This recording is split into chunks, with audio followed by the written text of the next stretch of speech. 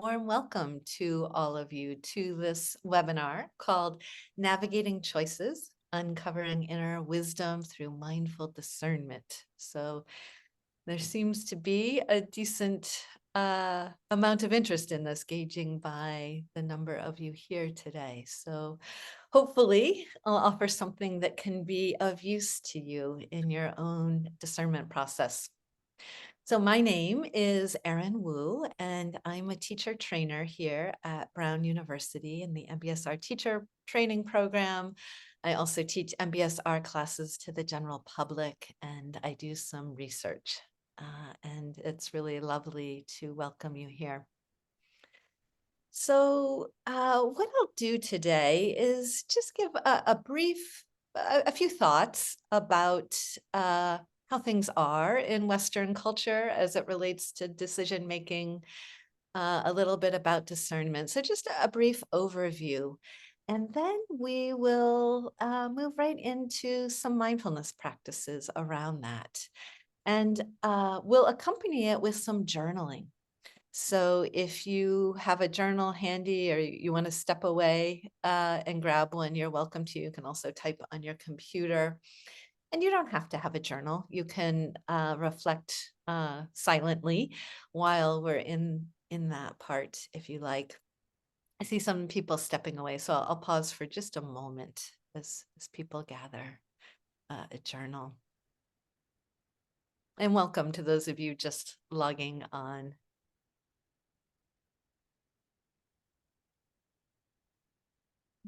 Okay. I'll go ahead and start now. Hopefully those of you who are grabbing a journal are still within earshot. So I'm going to start with some quotes. Let's see, I'm going to turn off that screen sharing. How do we do this? Not sure. Beth, if you can turn off your screen share, that would be great. Thank you. Okay, I'm going to change that setting. Okay, so I want to start off with some quotes, which I think are kind of typical of one approach, a common approach to decision making in Western culture. So this one is from Theodore Roosevelt. In any moment of decision, the best thing you can do is the right thing. The next best thing is the wrong thing. And the worst thing you can do is nothing. And so that's Theodore Roosevelt. And then one more. This is Brian Tracy. Decisiveness is a characteristic of high-performing men and women. Almost any decision is better than no decision at all. So I think these quotes kind of point at this need to be decisive, make quick decisions and move on things. And there's an appropriateness for that in some realms. Certainly times in anyone's life where decisions need to be made rapidly, and it's important to do so. But this is a mindfulness webinar, so you can imagine that I'm going to present a differing viewpoint here, a different approach. So another quote. This is the poet, Rainer Maria Rilke, the German poet. And this quote comes from the book Letters to a Young Poet, in which Rilke, not super old, but certainly older than the poet he's corresponding with, is offering some life advice to this younger aspiring poet. And he writes, "Have patience with everything unresolved in your heart, and try to love the questions themselves as if they were locked rooms or books written in a very foreign language. Don't search for answers which could not be given to you now, because you would not be able to live them. And the point is to live everything. Live the questions now. Perhaps someday, far in the future, you will gradually, without even noticing it, live your way into the answer." So that's Rilke. So that's another extreme, living one's life into the answer. But I would argue that this kind of flavor of this willingness to be with questions, to live into them, can be a really fruitful way of accessing inner wisdom. And so that kind of decision making involves not knowing, a willingness to not know. And this can be unmooring. It can feel groundless and unsettling. Because when I do know what to do, I can create a plan and I can start making progress. And that feels really good in many cases, to be doing something so that I can move toward resolution. And this process of not knowing is much more of a being mode. And of course, since it's a being mode, it has a lot to do with mindfulness. So it requires, I don't know that it requires, it's certainly helpful if we can befriend not knowing. If we can welcome not knowing, okay, not knowing, just as we do in other ways of mindfulness practice when we welcome in emotions that are unwanted, perhaps. So here's not knowing, welcome, welcome. It involves a trust in life, a trust that answers will reveal themselves in time, and that this is a practice in itself. And maybe that trust is there, maybe not. Maybe it develops over time. So, what I'd like to do here then is offer a way of, of checking in with the mind, body, and heart as, as you're approaching a decision, something that requires discernment in your life. And in this offering, I'm drawing from the work of Arthur Zions, who is professor emeritus of physics at Amherst College. And he's also the former director of the Mind Life Institute. And I've not been able to find this anywhere in any of his writings, but it's been relayed to me that he developed a process, probably related to his work in physics, I'm not really sure, but a problem-solving process where he engages in problem solving, active, trying to figure something out, and then moves into a mindfulness practice and this kind of back and forth between actively problem solving, actively looking, and mindfulness practice. So I'd like to offer a process of discernment as it relates to open questions you might have. So the first thing to do is to invite you to frame a question, something that is unresolved in your life. So I'll pause for a minute. It's helpful if you have something specific.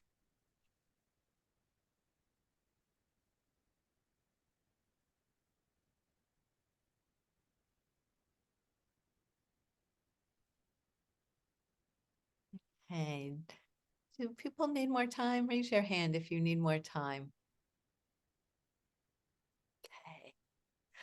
All right. Then what we'll do now is, well, we're going to we'll start with just a little framing around the question, and then we're going to turn sequentially to the body, to the heart, and to the mind to see what the body knows, what the heart knows, what the mind knows about this question that you have, to see what's here right now. So we'll start with the body, and first we'll do a bit of framing around the question and then move to the body. So we're going to move into mindfulness practice now. So if you like, you can close your eyes. You don't have to. You can cast your gaze downward. And just noticing what's here right now.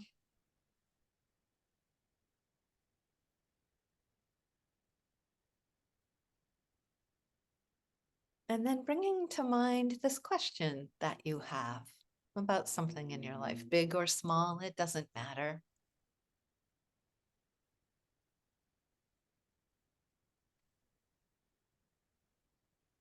Perhaps acknowledging the uncertainty and whatever emotion you have around this question. Maybe a need to resolve, whether that's an external need or self-imposed. Maybe there's a desire to move forward in some way. And this possibility of offering kindness to yourself. Oh, dear one, it's okay. Here you are in not knowing. It's okay. And any other words of kindness that you want to offer yourself.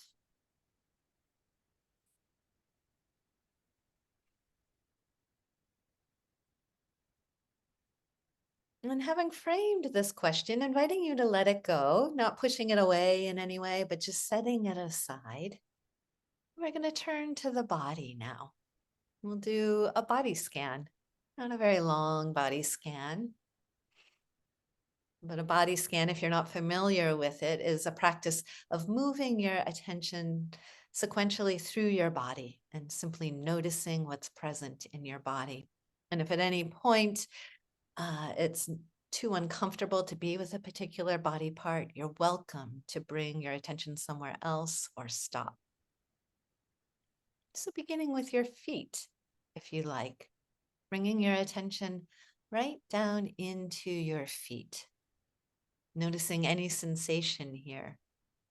Maybe awareness of shoes and or socks, sense of constriction on your feet pressed up against the floor, maybe a sense of tingling or pulsing or vibrating, or maybe no sensation at all. Simply noticing what's here.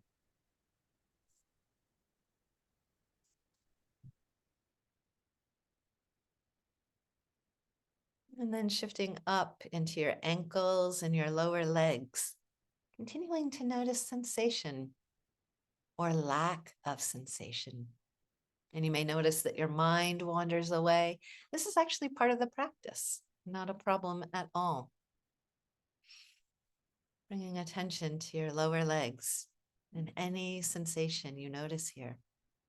Maybe even clothing touching your skin. Moving up to the knees and the thighs.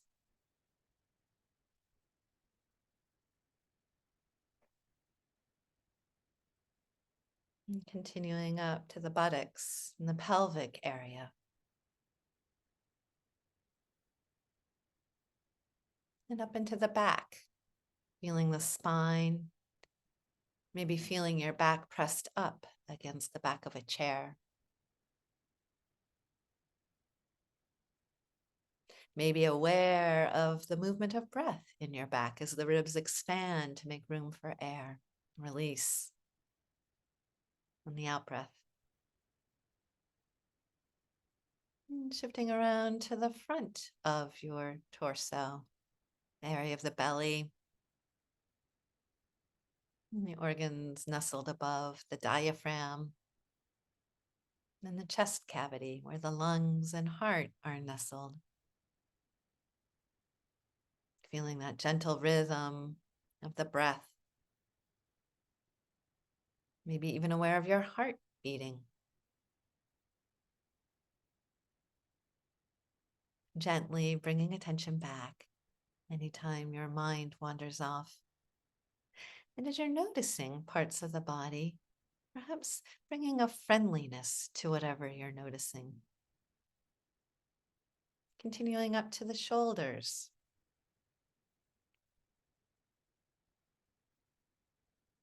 Moving down into your hands, noticing what they're touching and how that feels.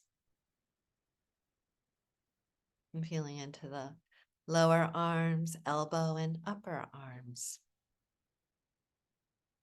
Are your arms resting on anything? Do you feel them touching the sides of your body?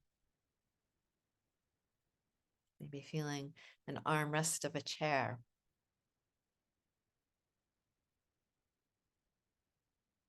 And then continuing back up into the shoulders and into the neck. and the head. Feeling any sensation in the face, the scalp, and then opening to your whole body.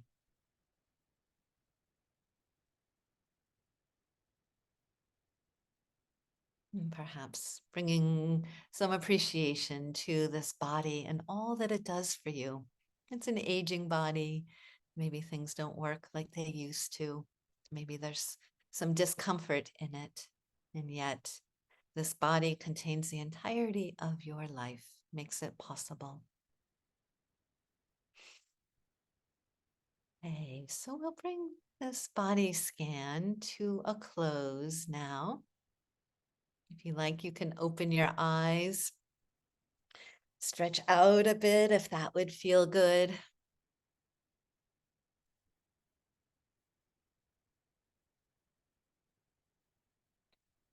Okay, so thank you.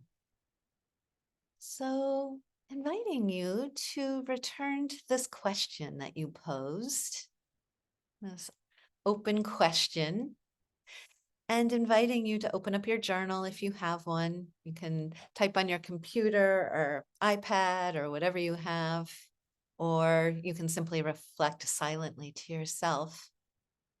But asking yourself this question, and maybe even asking, what does my body know about this? What's here after this body scan? And just let the words flow. Don't try to contain them in any way. And just see what's present. And you'll have about 3 minutes. Mhm.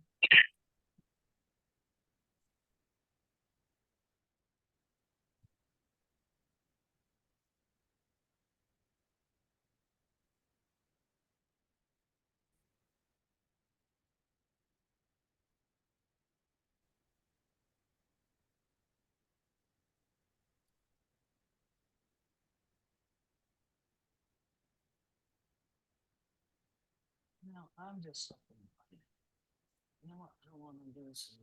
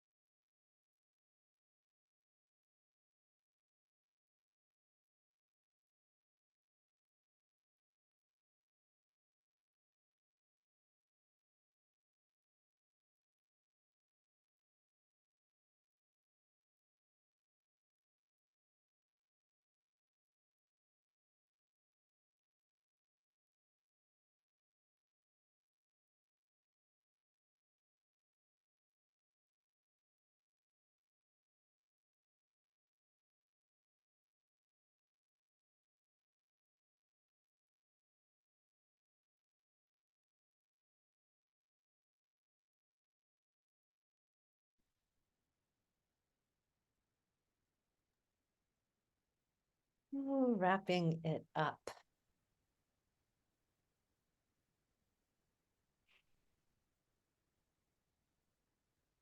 And I apologize. A couple of you asked if I would put in the chat the question, and I didn't see it until just now. So it's there now, and I will put the questions in the chat in the future. And yes, this recording will be available afterwards. All right, so let's check in with the heart now. Let's see what the heart knows. So we'll do a loving kindness practice. And for those of you who may not be familiar with it, loving kindness practice is a way of actively cultivating kindness to oneself and to others in one's life. And it's different from mindfulness practices, where in mindfulness, we are simply noticing what's present. With loving kindness, uh, one of the formal ways of practicing it is to repeat simple phrases that are wishes that all people have for themselves. And we can wish them to other people, to ourselves. It can feel like a prayer sometimes or something like that, but it's not meant in that way. Uh, we're working on our own minds and hearts through this practice. So again, I'll offer a practice and you can follow along as long as it feels appropriate for you, and you can always stop at any time if it's not. So if you like, you can close your eyes, cast your gaze downward.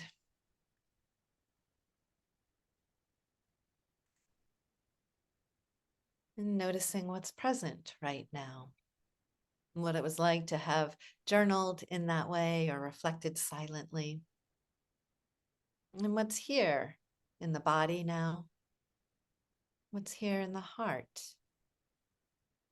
in the mind. And inviting you to bring to mind an animal or a person that you love, you have a great deal of respect for, that sometimes referred to as a benefactor, maybe a mentor, someone who's shown kindness to you. It could be an animal, a pet, a beloved pet. So bring to mind some such person.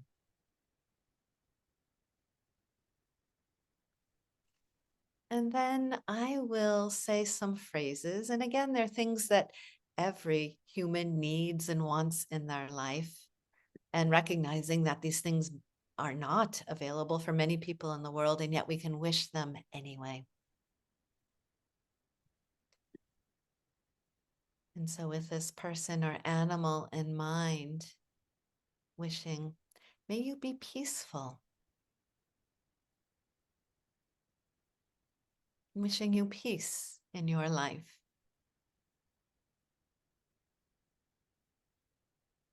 May you be healthy and safe.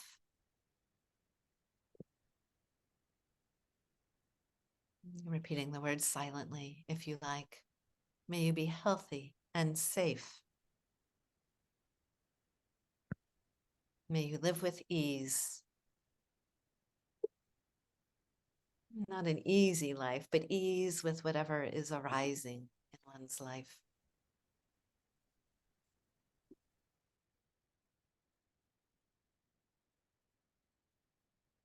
And you can add any other phrases as you like that this particular individual or animal might need.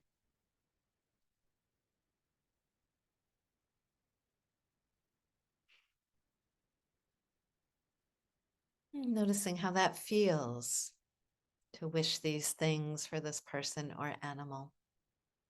And you may or may not feel warmth or loving kindness as you do this practice. Some people don't feel it at all. For some people, it's quite uncomfortable, and that's okay if that's the case for you. We know through neuroplasticity that no matter how you're feeling now, you're actually strengthening neural pathways toward loving kindness through this practice. So letting go of this person or animal, and now turning toward yourself with the same intentions that you offered that person or animal, and recognizing that for some people, it can be quite challenging to offer loving kindness to oneself. If that's true for you, you could offer it to a younger version of yourself when you were a small child and perhaps deserving, or a future self when you will be deserving, or some part of yourself, the part that's kind or generous, finding some way that makes it possibly accessible for you. And with the same wishes that you offered this other person, turning it to yourself now. May I be peaceful. Implicit in this, I am deserving just as anyone else of experiencing peace.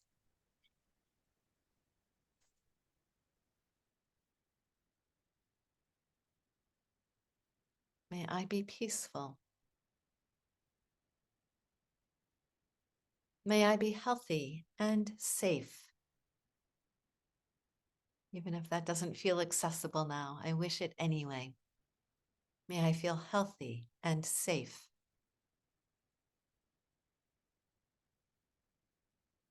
And may I live with ease.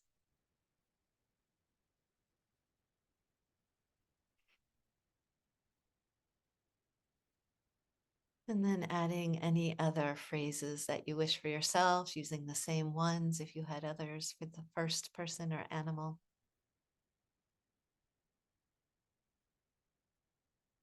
And bringing kindness to yourself if this is challenging. It's okay to feel this way.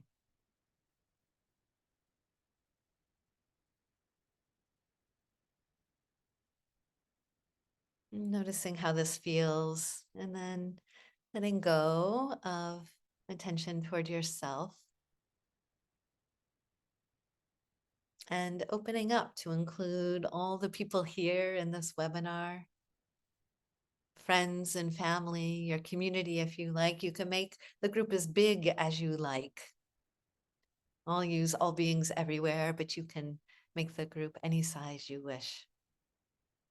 May all people everywhere experience peace in their lives, knowing how challenging that is for so many people.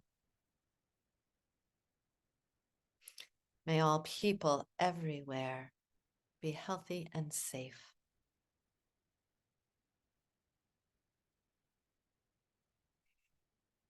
And may all people everywhere experience ease in their lives.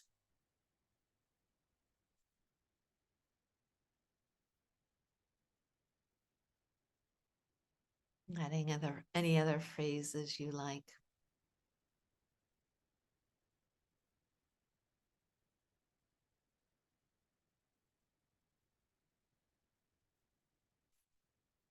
Then we'll bring this practice to a close. So thank you. You can stretch out if you like.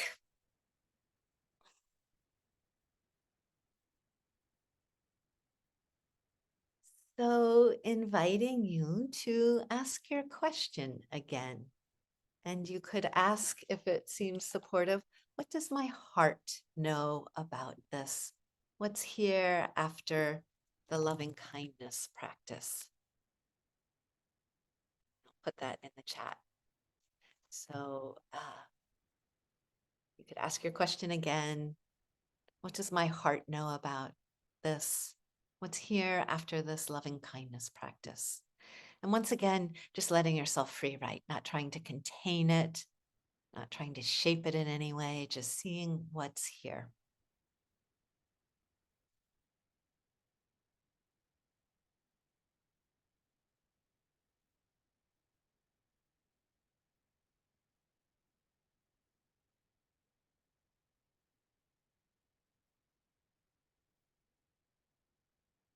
So inviting you to journal independently right now.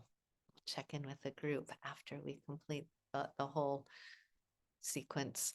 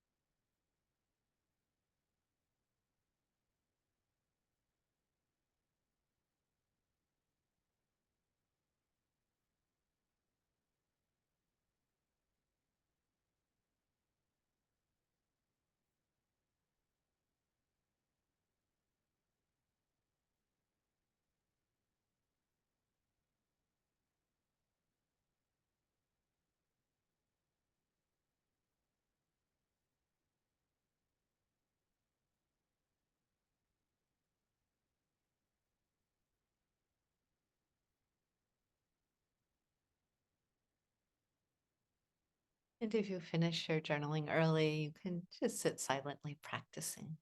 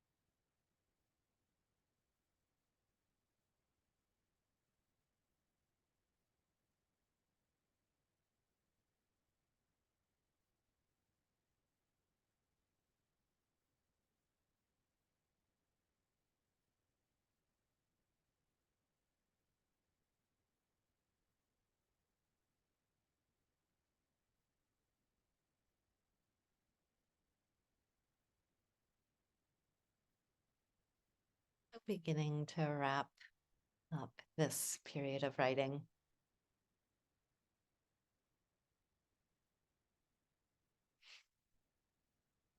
Okay, so we've checked in with the body, we've checked in with the heart. We'll do one more mindfulness practice. There isn't one akin to this specifically for the mind, and yet many practices, of course, have to do with the mind. So we'll do what's called a focused attention practice now. So once again, inviting you to close your eyes, cast your gaze downward, turning your attention inward.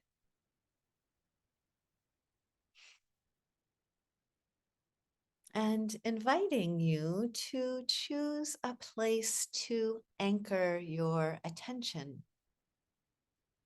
It could be your breath.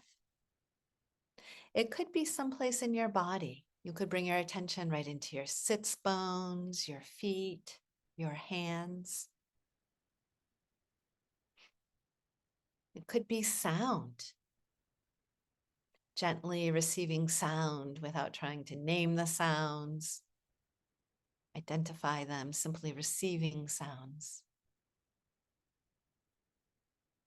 So choosing any one anchor, maybe there's some other anchor available to you. It doesn't really matter which one, picking one. And gently resting your attention on this one place until you notice your mind wanders away, as it will. And gently returning attention back to your anchor when that happens. And the key here is the gentleness and kindness in bringing your attention back.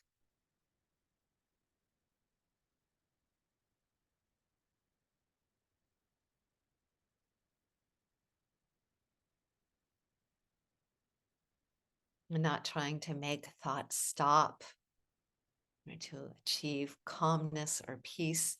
Sometimes that happens, sometimes it doesn't. Mindfulness is a practice of noticing what's here.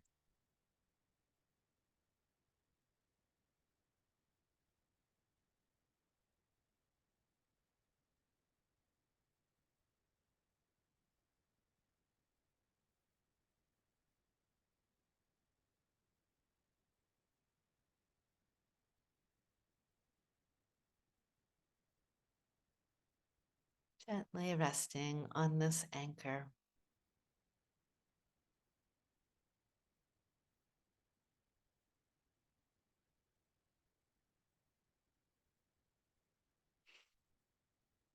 As thoughts come into the mind, noticing them and letting them be.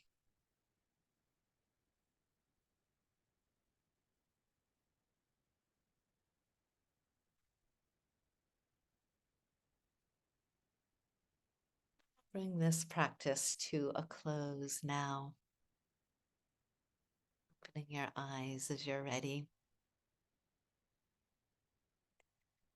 And we'll take just a brief time now to ask the question one more time. What's here now? What's here now in relationship to your question? Pause just briefly for this.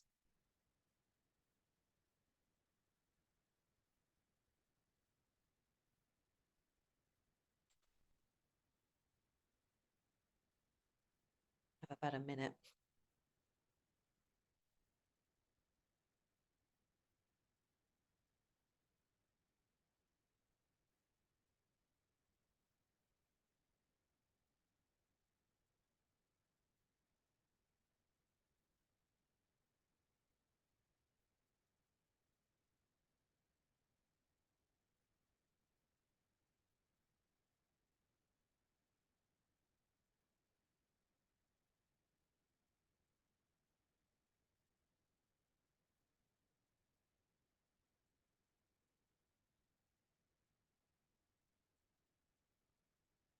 Hey, bring it to a close now.